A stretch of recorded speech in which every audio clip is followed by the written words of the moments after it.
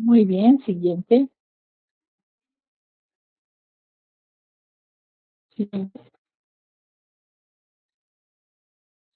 Entonces, vamos a recordar que el oído se va a formar a partir de una placoda óptica que se encuentra lateralmente.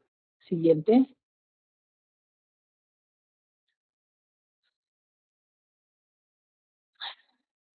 Siguiente.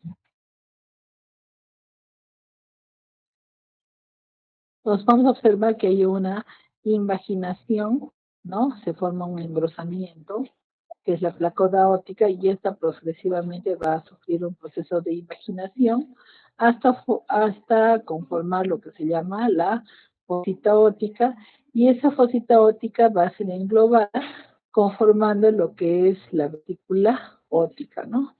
Siguiente.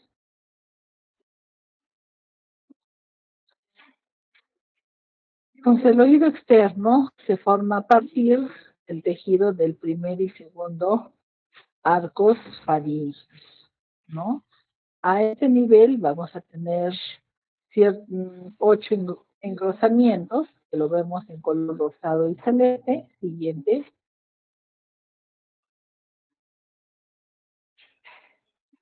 Y van a dar origen a lo que es el pabellón auricular, conducto auditivo externo y a la membrana timpánica. Siguiente.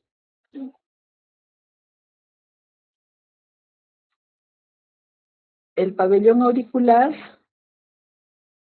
se va a diferenciar a nivel de estos engrosamientos, ¿no? En 6 segmentos.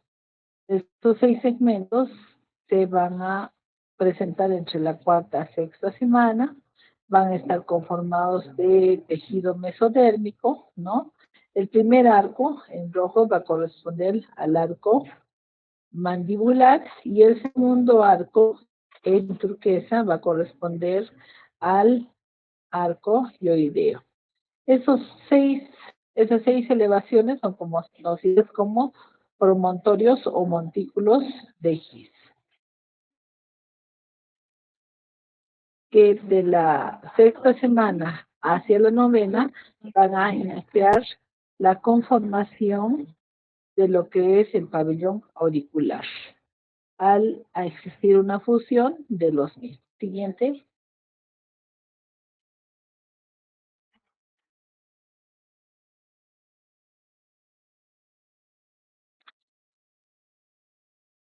En la octava semana ya vamos a tener una mayor definición de las estructuras, por lo que el primer montículo va a corresponder al trago, el segundo montículo a la raíz del hélix, el tercer a la rama ascendente de la hélix, el cuarto montículo a la porción horizontal del hélix y a la porción media del escafa, y antihélix el quinto montículo a la porción descendente del hélix, a la porción media de el sexto montículo va a corresponder al antitrago y a la porción inferior del hélix, y a partir del segundo arco braquial vamos a tener la porción terminal, que es el lóbulo auricular. El pabellón auricular va a alcanzar su maduración total entre las 18 y 20 semanas del producto, siendo su tamaño definitivo semejante al de un adulto entre los 7 a 9 años de edad. Siguiente.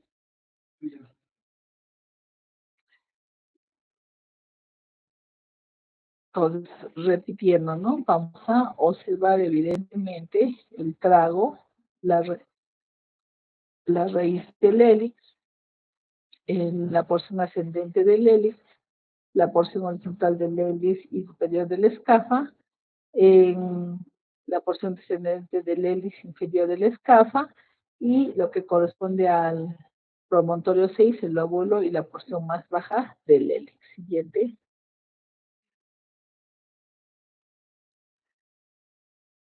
Inicialmente de una ubicación dorsolateral, el pabellón auricular va a ir ascendiendo progresivamente hasta ubicarse a nivel del borde inferior del globo ocular.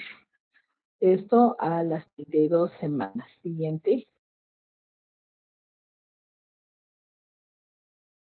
Entonces aquí tenemos una imagen de cada una de las estructuras del pabellón auricular. Siguiente. Y bueno, la aplicación clínica de las alteraciones de conformidad, formación del pabellón auricular van a ser influenciadas por algunos medicamentos, procesos virales, ¿no? Que haya padecido la gestante durante su embarazo, ¿no? Entonces vamos a ver ahí que va a haber una disformación de lo que es el pabellón auricular o la presencia de pabellones auriculares accesorios, como vemos en la imagen inferior derecha. Siguiente.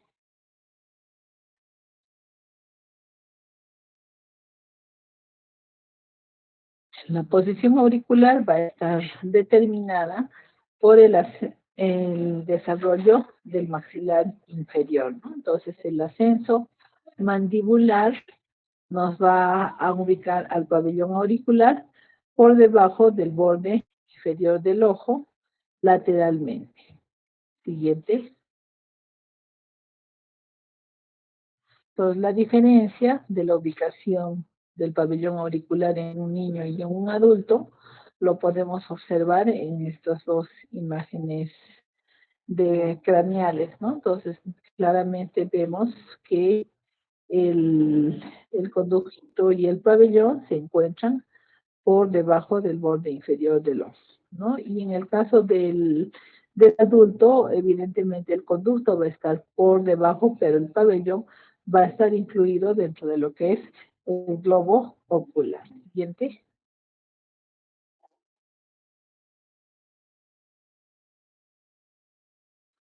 Entonces, esa diferenciación de posición se va a dar por nuestro crecimiento y sobre todo por el crecimiento y elongación del maxilar inferior. Siguiente. Entonces, aquí el seguimiento fotográfico de algunos pacientes, ¿no? Entonces vemos netamente en la figura de inferior derecha como el pabellón auricular está a la altura de las cejas, su borde superior, el borde inferior está a la altura de las narinas y el conducto probablemente ubicado a nivel del borde inferior de los globos oculares. Siguiente.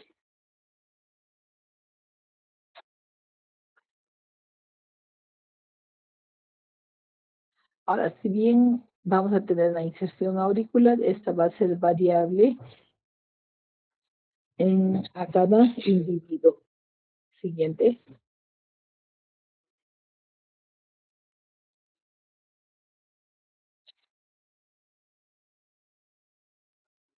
El conducto auditivo externo se forma inicialmente con un origen ectodérmico que se inicia en la cuarta semana por una vaginación hacia la línea media, como podemos observar en la primera imagen, ¿no? Y que va a través de la hendidura braquial, llegando en la octava semana a contactar con el epitelio amarillo de la primera bolsa faringea. Este contacto se da a través de un tapón mucoso que progresivamente va a ir adelgazándose. Siguiente.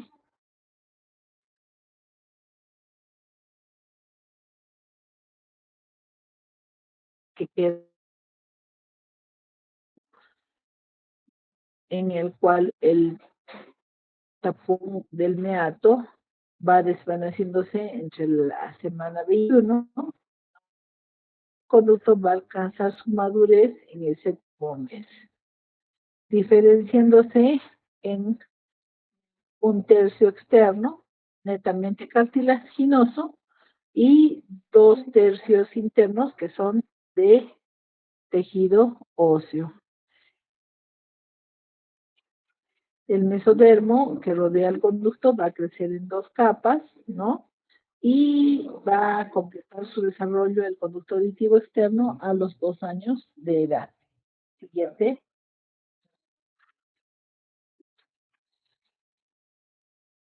Como límite vamos a tener a la membrana timpánica, que es un primordio trilaminar, ¿no? Que está conformado por 3 capas, una capa externa, corresponde al ectodermo, dependiendo de la primera hendidura branquial, una capa intermedia, mesenquimatosa, que proviene de la cresta neural, ¿no? Que tiene fibras circulares externas y fibras radiales internas, y una capa interna de epitelio cuboideo en amarillo, que deriva de la primera bolsa faríngea o corresponde también al receso tubo timpánico. Siguiente. Entonces, la semana 29 vamos a tener una diferenciación de lo que es la membrana timpánica ya en sus 3 capas, ¿no? Una capa ectodérmica, una capa en celeste, una capa mesodérmica en rosado y una capa endodérmica en amarillo. Siguiente.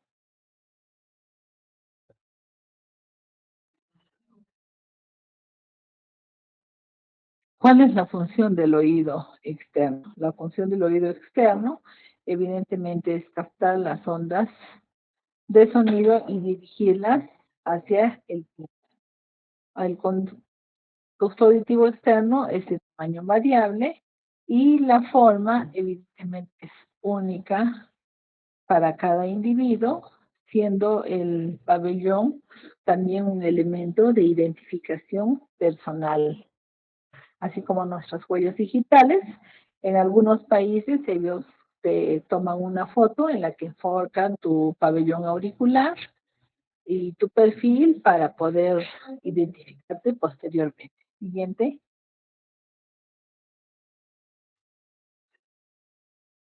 Entonces recordemos que el pabellón auricular tiene una forma ovalada, el tamaño es variable, ¿no? Así como tenemos ojitos pequeños, ojitos grandes, ojitos chinitos, vamos a tener tamaños y formas variables. Está inervado por el nervio trigémino en su rama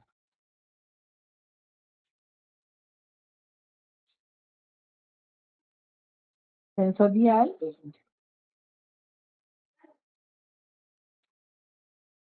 a través de la rama auriculotemporal, ¿no? Que lo podemos apreciar en celeste, turquesa, ¿no? Y que corresponde a la porción superior del pabellón auricular. Y también a la pared posterior en el tercio externo del conducto auditivo externo.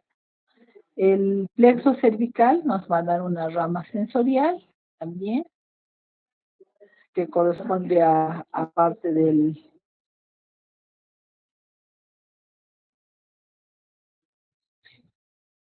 lo que es la concha, ¿no? Y al nervio facial, tanto en su rama motora, que es la rama temporal y ocular posterior, que lo observamos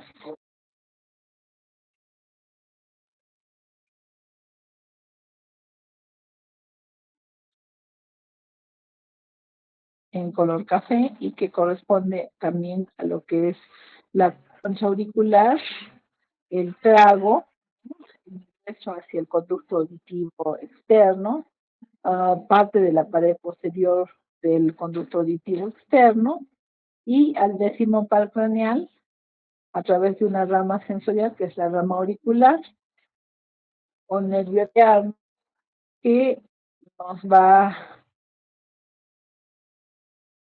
a dar invasión de lo que es el tercio interno del conducto auditivo externo y que se manifiesta cuando nosotros tenemos algún problema a nivel de cavidad oral. Siguiente.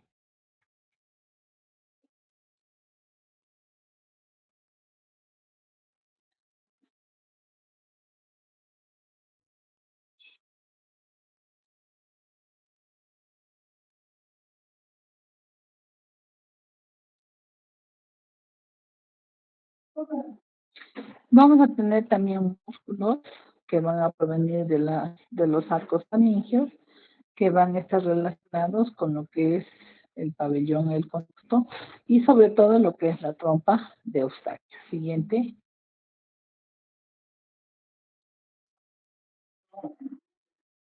Vamos a tener músculos extrínsecos, que es en el ser humano, están en involución, ¿no? Que son tres, uno anterior, posterior e inferior, ¿no?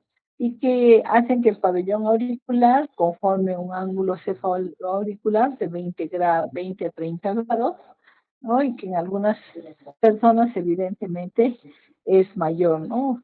Eso lo vamos a conocer como orejas en asa o llamados por algunas personas como orejas de Doom. La irrigación del pabellón auricular está dado por la carótida externa en su rama auricular posterior, por la arteria temporal superficial en su rama auricular anterior, y no olvidemos que el óvulo va a tener una irrigación terminal, por lo que cuando tengamos que hacer alguna sutura, no vamos a poder utilizar un anestésico con vasoconstrictor. Siguiente.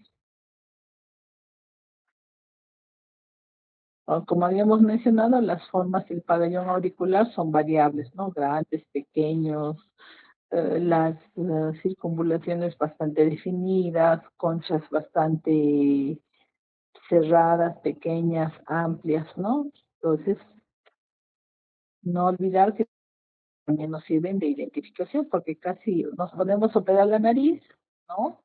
Nos podemos estirar la cara, nos podemos reducir los labios, pero hacer modificaciones al nivel del pabellón auricular casi no se practican, salvo en que cuando, por ejemplo, las orejas son muy, son orejas en asa, son orejas muy salidas que obviamente no les gusta a las personas. Siguiente.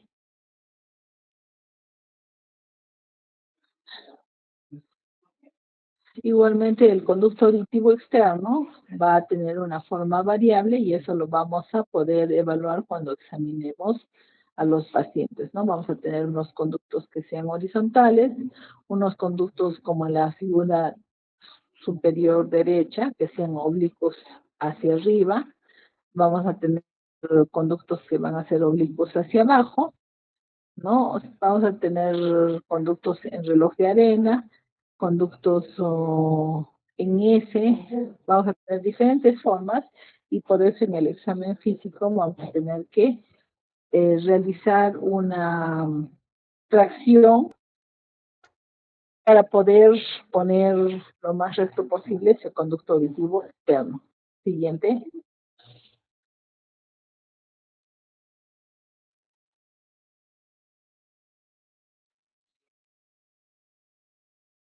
Generalmente se define que el conducto auditivo externo tiene una forma tubular sinuosa, ¿no? Está conformado por piel, pericuelo y periósteo. Tiene una longitud de 2.5 milímetros a 3.5 milímetros. Tiene un límite anterior que está en relación con la articulación temporomandibular, un límite posterior que limita con las celdillas mastoideas, un límite superior que, como recordarán, corresponde al tímpano o techo del tímpano, un límite inferior que está en relación con la parótida o la cápsula parótida y un límite interno que es la membrana timpánica. Pregunta de examen, no se olviden, ¿no? Que su inervación está dado por el trigémino, el facial, el décimo par craneal y el plexo cervical.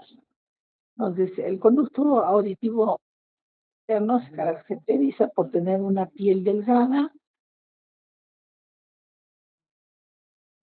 Y el pH de la zona es un pH ácido que va a ayudar evidentemente a la no colonización de bacterias. Siguiente.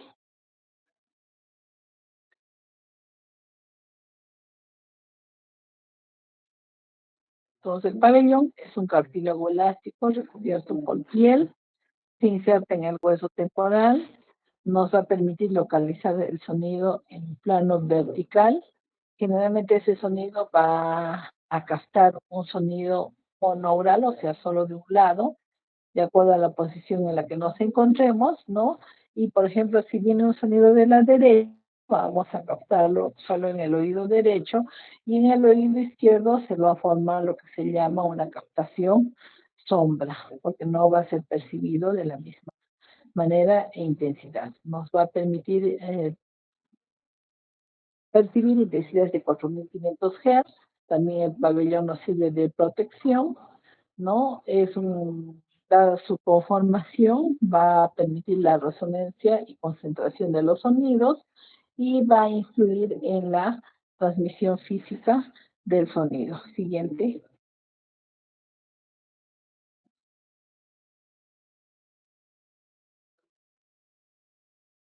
El conducto auditivo externo está evidentemente conformado en su tercio externo por folículos pilosos, glándulas sebáceas y glándulas sudoríparas. Su eje es paralelo al peñasco, ¿no? Um, la captación del sonido de este nivel es a los 1700 Hz.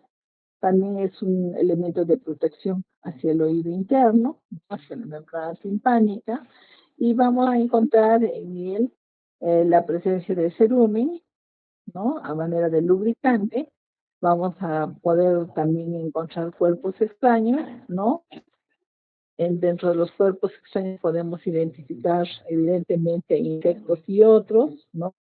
Y en el caso del sinuosidad, vamos a tener que muchos de ellos van a tener un istmo, o sea, un punto de menor diámetro, y el producto también nos va a servir de elemento de resonancia. Siguiente.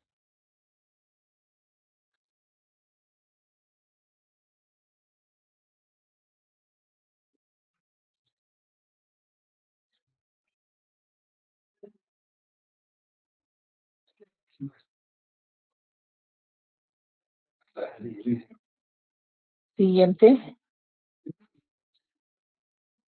Pues el pabellón auricular va a llevar algunas anormalidades, ya sea del pabellón o del conducto auditivo externo.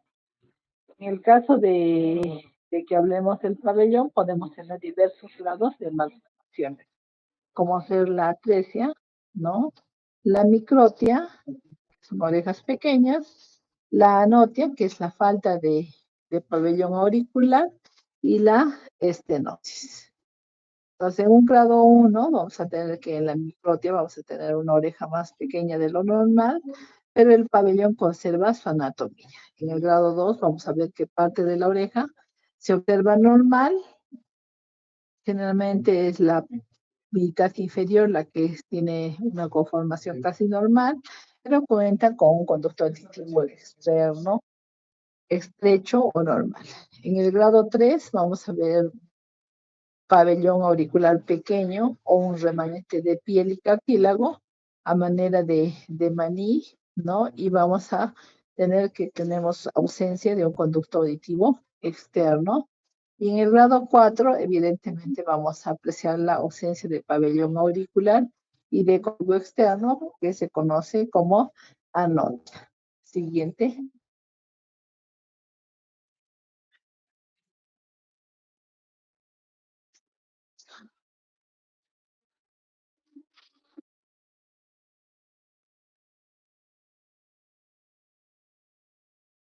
Siguiente.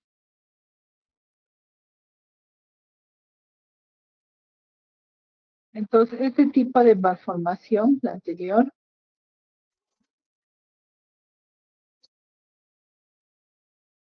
se da generalmente en forma bilateral en un 20% y en un 80-90% se presenta como una malformación única o aislada. La micrótida atresia tienden a presentarse juntas porque se forman a partir de un mismo origen y muchas veces son parte de un síndrome complejo. Dentro de esos síndromes vamos a tener el síndrome de Mitchell-Collins, el síndrome de Goldenhar, síndrome de Cruzón, el síndrome de Pfeiffer y la microsomía hemifacial. Siguiente.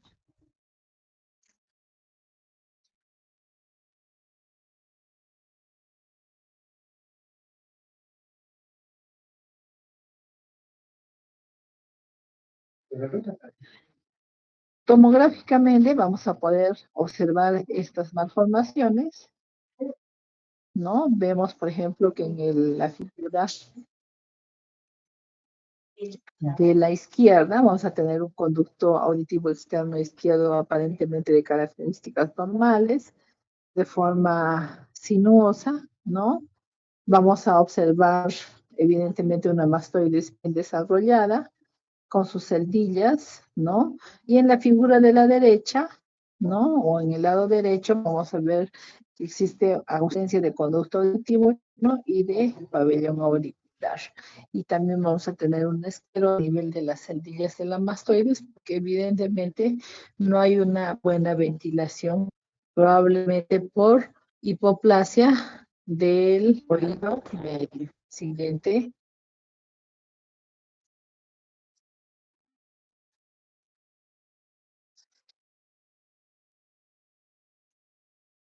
Entonces aquí tenemos algunas imágenes de lo que ya habíamos mencionado, ¿no? Microtias, anotias, ¿no? Atresias tanto de ducto como de pabellón. Siguiente.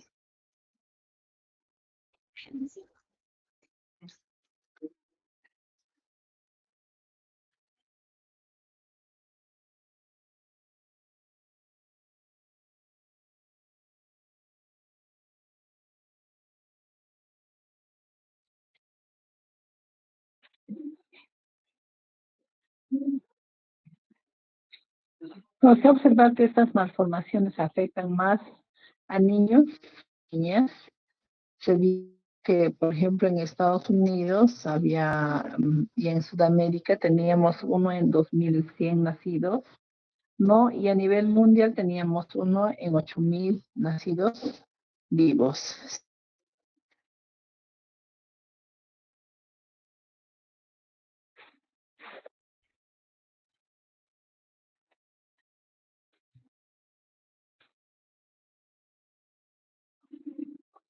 Siguiente.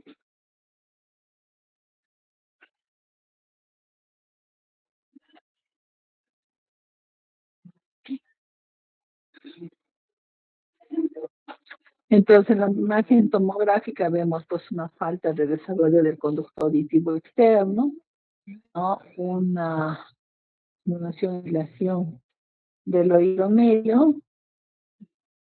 ¿no? Vemos en la imagen de la derecha una caja, o sea, un oído medio mucho más pequeño, ¿no? Que va a influir pues en que también exista obviamente problemas a nivel de la transmisión del sonido, que lo vamos a ver posteriormente. Siguiente. Entonces aquí vemos diferentes imágenes, ¿no? De esas malformaciones de pabellón auricular y de conducto auditivo externo. Siguiente.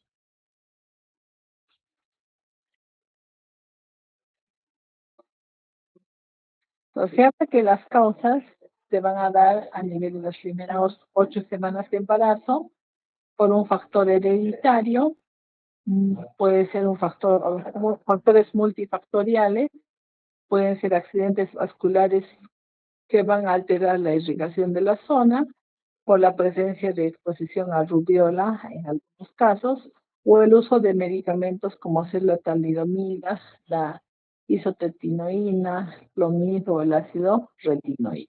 Siguiente. Entonces vamos a ver diversos grados de afectación. Siguiente.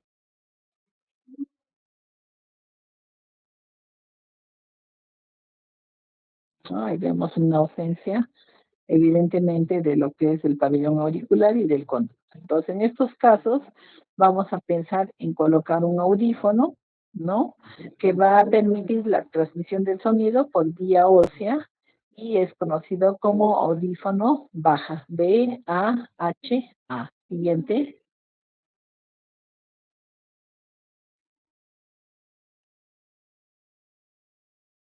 Mm, Listo, entonces con eso concluiríamos la parte de lo que es el conducto auditivo externo y continuaríamos con lo que va a ser oído medio y oído interno en nuestra próxima clase. ¿Alguna pregunta hasta ahí?